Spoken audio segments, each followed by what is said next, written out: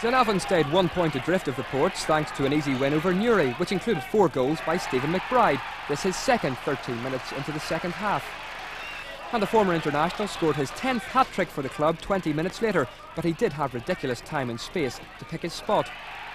McBride's task had been simplified by some dreadful Newry defending. Their efforts were also poor here as he scored his 4th, the most he's netted in one game for Glenavon.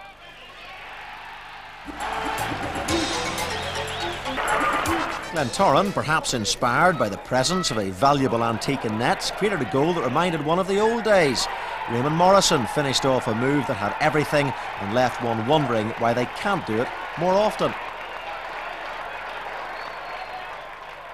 Glenavon, on the other hand, have made goal-scoring a habit this season. Here Glentoran had almost as many spectators in defence as they had on the terraces, and Norman Kelly at the far post scored his first goal for the club.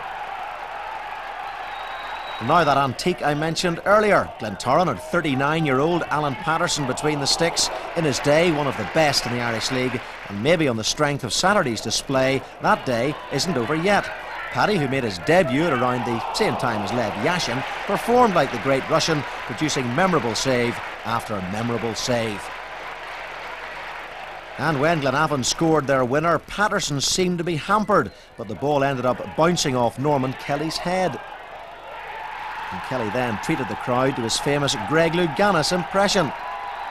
But watch Patterson on the line. McCoy was challenging, and I don't think Kelly knew too much about the header, but it was enough to give Glenavon